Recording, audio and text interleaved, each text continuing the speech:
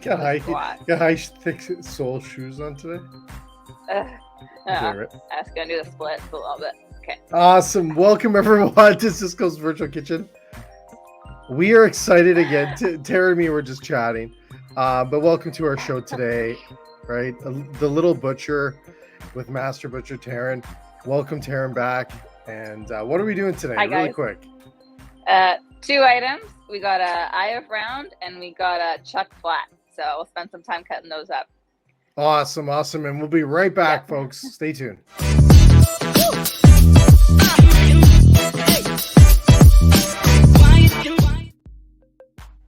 Okay, Taryn, I hit the wrong button, but that's okay. We're gonna go right into it. Okay. Let's go right into it. No commercial. Okay. No commercial. We have commercials today, but let's get right into it. It's serious about some butcher's block beef. Serious business. Let's get right into it. So today we have the butcher's block beef. We have the IF round. We got some beautiful AAA IF round here. And this is a really, really simple cut, and it's a fairly inexpensive cut, which is nice. So I think it would be a great thing for restaurants, especially now after the holidays. Maybe people aren't wanting to be spending so much on a tenderloin or a ribeye, right? So kind of having some options now that are a little bit more reasonably priced for your customers. So with this guy, basically all we're going to do is trim the outside. There's no cutting on the inside we really need to do. So we're just going to start by cleaning up any extra fat and gristle and little bits that we don't like. And now when sorry, Taryn, I have questions like normal. That's okay. There's so many questions. Yeah. What should you look for in a product like this? Like, is there some specifics that you would look for? I mean, a product like this that's maybe it's a leaner piece of meat in general. So having it at the AAA, I think is very helpful because it'll make sure it has at least a little bit of marbling. If you were to get the same cut, just a single A, it might not be the same eating quality for you because it won't have really any marbling. So that would be one big thing I would look for. And then with the butcher's block, I mean, it's the reserve program, right? So again, right there, it's going to be maybe a slightly better quality than something you would just get regular commodity beef, whether it's single A or double A. So yeah, look for a higher grade for sure in something like an IF round. And if there's a program like Cisco's Butcher's Block, then that's also a good telling sign that it'll be a quality product. So yeah, so I'm just cleaning everything off the outside here, and I try to do as few strokes as possible. You don't want to go into the meat 100 times. You want to kind of drag your knife forwards and backwards or side to side. So mostly cleaned up all around the outside here, except for I've just left a nice cap of fat on the top. So if you were going to just roast this in the oven to do, I think a roast beef sandwich with this would be best, as it is not the most tender piece. Maybe doing actual roast beef dinner plates. So you want to be as good? So more marinating, like a product marinating or thinly slicing it, right? So I think if you roast this, especially if you have a deli slicer and you can do some beautiful beef dips, if you thinly slice this, it's going to be awesome. And having that little fat on the side will keep it juicy. You may want to tent it or wrap it in foil when you're first cooking it, just to keep a little bit of the moisture in, and then kind of open it up at the end to get it more browned. But it's just a very lean piece of meat, so leaving any fat on it that we can would be good. And you could possibly just leave it like this without trimming or tying. I may just kind of trim the end pieces off here just to make it a little bit more even, as it does taper down quite a bit on each side. Cool. And that would be great for stew now. It's still cold weather, so stew is still awesome.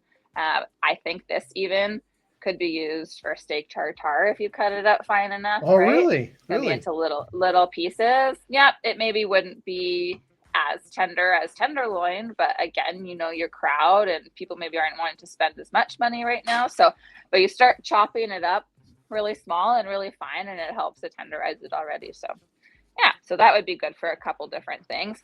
And then you can get the string out and then tie up your roast so it's a more even shape whilst you're roasting it.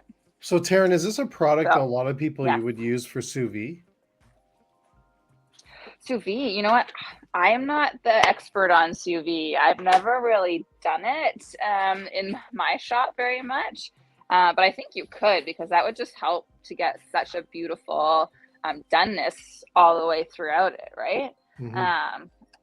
Probably take a good amount of time, just because it is it's a pretty thick piece, right?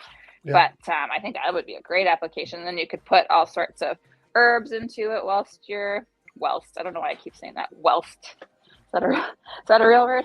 While you are sous vide it, you can put all your herbs and your butter or oil into the bag as well. But not everyone has a vacuum sealer, which you kind of need, I think, for when you sous vide. So you want to seal that meat up real nice. But yeah, I'm sorry, I'm not the sous vide expert. I don't do it very much. We're gonna have to invite you to a sous vide show. Right? I need to see it all. So tying the roast will just keep it a little bit more even, and it'll make sure you get kind of an even cook all the way through, whether you sous vide it or whether you just roast it in the oven. But just giving it those few strings will just tuck it in real nice. So Taryn, is that what you want to do then? Is you want to tie it just to get that even cut? Do people do that all the time? Yeah. A lot, because not every piece is perfectly even, right? And if you want to have it even cook through the whole piece, then you should be tying it. If you don't care whether or not you have well done and you have medium rare, it just really helps just to get it nice and evenly cooked throughout. So yeah. Can you give us another? Give us one more tie. I want to listen. I want a lesson on tying. Yes, a lesson on tying. Okay. Because I'm gonna tie it like underneath. A real bad tie and be like a big knot. Yeah. I mean, really, any knot works, which is like the good thing. But so you come underneath with your long string, and I am over top with my short string. Okay. It's kind of hard when I'm so far away from the camera. I'm holding the long string in my two bottom fingers here, kind of like a 2-finger little gun that I'm making. And then we're gonna come, how do I do with this? Under with the small string. Okay. And through. Sorry, it's so hard to show you so far away. But there's so many videos on the YouTubes and stuff. And then you kind of, it makes it like into a slip knot kind of. So you kind of just tighten it by pulling the string down. And then you always want to do a little secondary knot just to lock it into place. So yeah, so hopefully you got some of that. Slow-mo. Turn it into slow-mo. Yeah, but the other easy knot, I will show you one more. So like an actual slip knot. So basically you just tie your short string around your long string into a knot.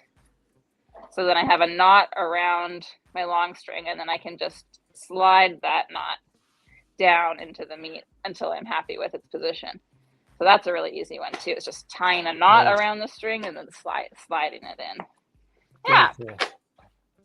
Yeah, so then there we have a nicely tied roast. I mean, nice and even. It'll roast nicely. You still have your fat cap on it to keep it a little juicier, give it more flavor. So that's that guy. Fat cap up or, sorry, I got a question. Sorry, Taryn. Sorry if you said this already, but fat cap up or down in the oven?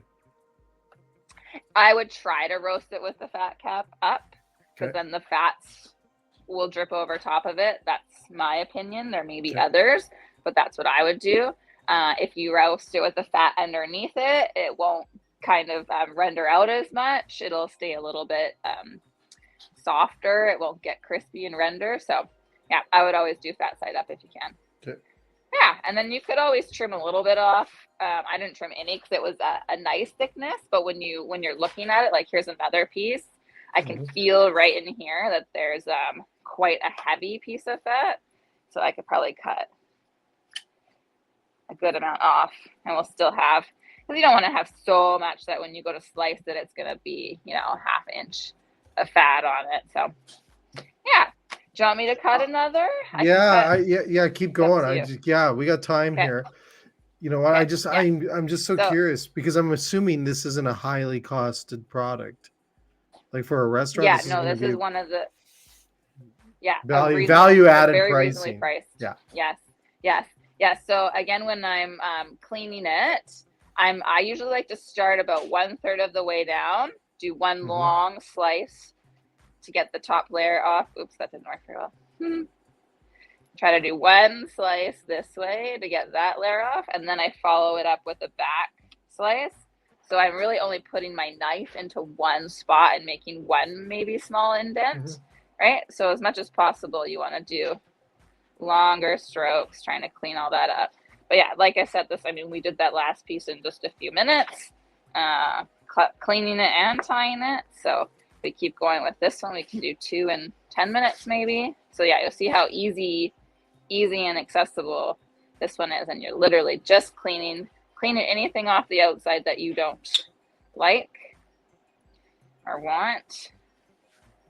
And we've talked about it in the past, but if you haven't heard it, all these trimmings could go into your broth still, even if it's got gristle on it. It's totally fine to go into your broth. Grind it? It's just going to add to the flavor. Can you grind it, Taryn? I wouldn't grind anything with the gristle on it. You could definitely grind some nice pieces of fat with your other kind of chunkier pieces to do a grind instead of stew. If you know you sell lots of burgers, absolutely, that would be a great option there instead. But definitely don't grind any of the silver skin or the gristle pieces, because that won't be a nice. It can get stringy a little bit when you do that. So, people make like jerky out of this or anything like that, or use this in a smoker? You could. Again, I don't have much experience smoking, but I think jerky could be a good one actually. Yeah. And the other thing I was thinking about this morning too, I'm glad you asked now because it made me think about it, but this we have done for people for carpaccio before. Okay. So again, it's not the most tender cut, but when you start slicing things really thin, it helps to break up the muscle texture anyways. So what we've done here in the past is we've wrapped it in saran or paper or something just to get it again just as nicely shaped, nice and circular as we can. And we freeze it. And then we use our deli slicer. So if you have a deli slicer, you can do that. I would then trim up this whole piece of fat if you're going to do that. Here, I can do half of it. Yes, just Taryn. So trim all the fat. We got some comments coming through here. So Dan Dexter, thanks for your call out, Dan. Chuck flats are awesome. One of his top cuts. Really cool. This is not a chuck flat yet, but we will do that one. We will get there. That is that. Yeah, that's the big one, right? Yeah. That's the big thing there. Yeah. I can't wait. These are 3 separate pieces. Yeah, those ones are one of my favorites too now. So this for carpaccio is beautiful. It's a great shape. And once you start slicing it nice and paper thin that carpaccio is, it's going to be nice and tender and a little more flavorful. The other thing we do here too is a cheaper steak. So maybe you have a kids menu and you want to put a small steak on the kids menu. So we would portion out, we do about 6-ounce steaks. So you get this nice little steak. This you definitely want to marinate though, to help it with the tenderness. But again, when you have a AAA product, that also helps too. So you can do some nice little portioned steaks. You could also turn these into like a minute steak or do like a chicken fried steak if you then butterfly it. So we butterfly this out and we can pound it. We've actually been working on some recipes for that for here. So we'll butterfly it out so you have a nice flour and pound it out a little bit. You can get a nice big piece that looks great on the plate because it would be so big after you pound it out. And then bread it and fry it and you have a chicken fried steak idea, right? So that's another option. It's got a little bit of nice marbling in there, which is good to see. Yeah, so definitely options, right? Yeah, and we have a good comment here. We got thanks again for everyone in your comments. We love that actually. It's Vinny here. He's also indicated that he not necessarily ties his roasts either because he says there's different doneness then, which I've seen as well. Yeah. So yeah, very cool though. Exactly. Yeah, I agree, Vinny. Yeah, absolutely. Exactly. Yeah, very cool. Yeah. And then Adam here. Good. Everyone's excited about this chuck flat. Just so you know. I didn't know it was like a rock star of protein, but It is. It So is. I what we're think gonna it's like a newer thing everyone's is been it? doing. Yeah. Is it seriously? Yeah, it's become more popular in the last couple of years for sure. Nice, Yeah. nice. Well, we're gonna Yeah. break for a quick commercial. We're gonna come back, and Taryn's gonna we get into the chuck then to the Yeah, absolutely. Yep. Rockstar The meat. Chuck Flats, here we come. Yeah. Awesome. We'll be right back, folks. Fresh food and fresh ideas are at the heart of food and service. Working with the greatest team of supplier partners, Sysco delivers the big brands you expect, the Sysco brands you'll be delighted by, and the specialty items that will set you apart. Sysco also goes to great lengths to ensure that our suppliers and our state-of-the-art distribution warehouses maintain the highest safety standards, often above and beyond government regulations. With Sysco, quality is assured from fresh to finish. Creating memories with food starts with great ingredients.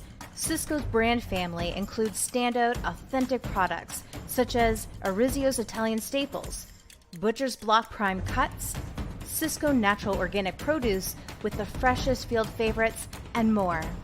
Our brands are produced by partners who share our love for high-quality food products and our core values of integrity, excellence, teamwork, responsibility, and inclusiveness. Our assortment is always expanding. Find what you need today. The options are endless with Sysco. Visit sysco.ca to learn more. All right, welcome everyone back to Sysco's Virtual Kitchen. Master Butcher Taryn is about to cut Hey, guys. the chuck. Yes. So, yes, what we've been talking about, everyone's been asking about, is the Chuck Flat.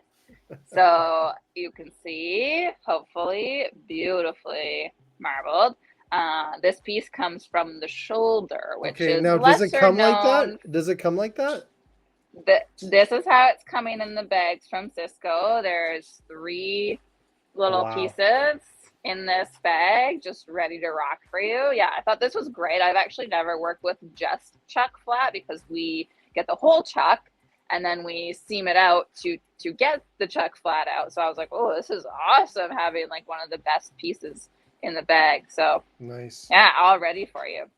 Yeah, so really with these ones, I'm not sure how it would come from every supplier, but if you're ordering chuck flat, it should be similar to this. So 3 pieces in the bag. This one's a double A, but just from where it comes on the cast, so coming from the shoulder, it has so much more marbling in it than the triple A I have round, right? So just the fact that this cut is from the shoulder gets it more marbling and more flavor. It's gonna be so flavorful.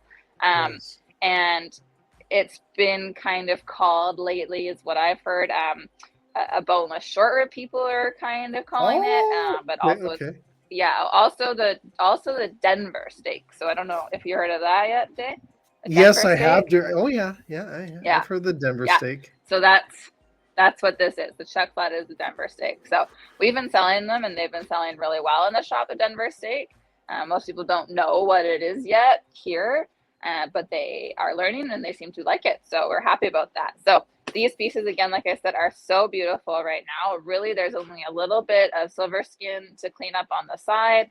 And then here, just where the bones were removed, there's just a little bit of the intercostal meat and some silver skin and stuff to clean up as well. So it's going to be pretty quick and easy. And then the cooking applications can be so many different things, which is so great. So but boneless short rib, like I said first, I've seen a lot of chefs cooking it, slow cooking it, like you would a short rib. Personally, what I would do would probably be to portion them out first. I would love to sear each piece and get all that flavor locked in and the browning on the outside before I throw them into slow cook. But you could absolutely just cook it whole, portion it after if you wanted, or then possibly if you cook it long enough, you can start shredding it up and do tacos or kind of a braised beef over pasta or gnocchi. So that's basically ready to go already. I trimmed that little bit off the top. I did trim, there's a little bit of fat on each side. I took that off because I want to portion this one.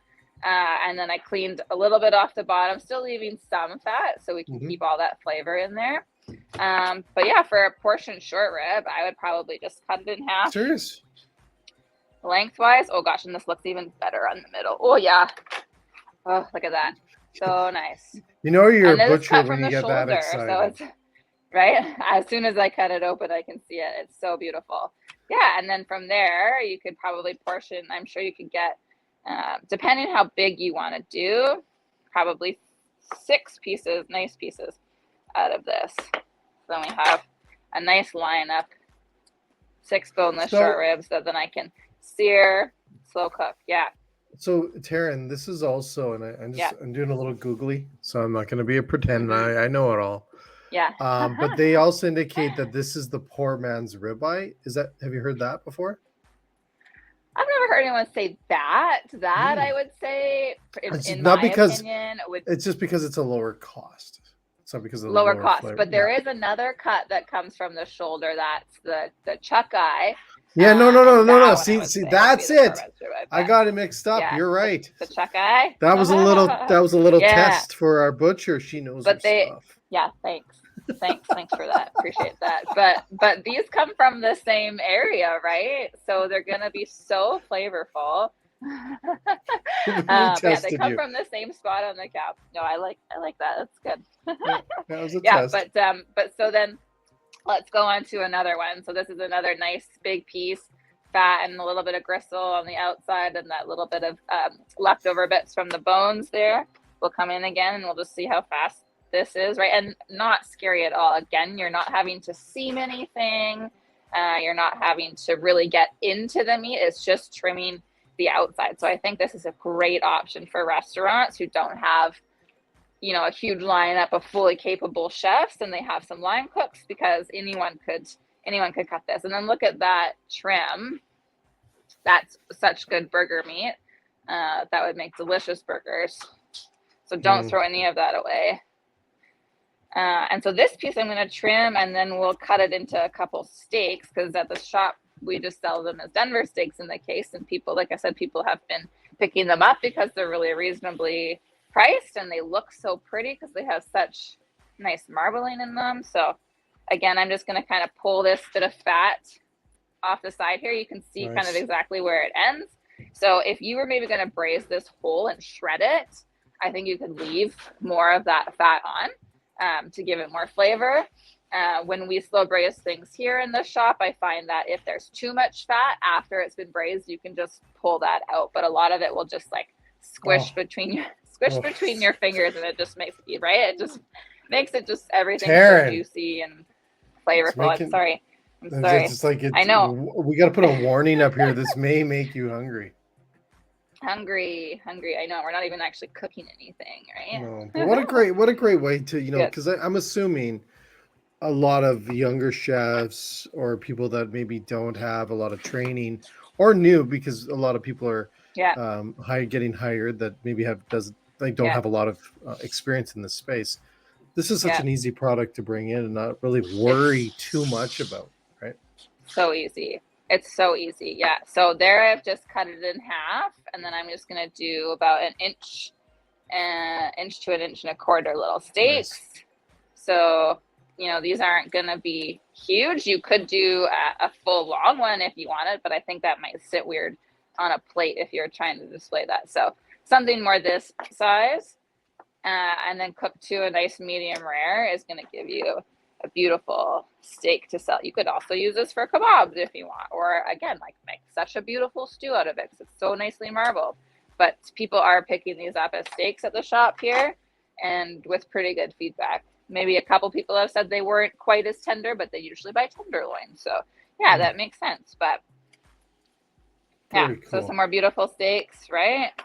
Oh. And then we just do a little bit of stew, or even just grinding this for burgers would be so good. You could call it a short rib burger, right? And people will be so excited about that. But yeah, so simple. Like this one even has less on it. There's just 2 tiny little pieces, a little bit of fat, and away you go. But if I was going to maybe braise this one whole, I would just trim this little bit of gristle off the one side, Yeah, I was watching a video yesterday of another Cisco video, and she just seared it on each side and threw it into a pot with your wine and onions and just simmered it away and then cut it after for short ribs. So I would leave that little bit of fat on something like this, sear it up, season it up, throw it in a pot, and you're done.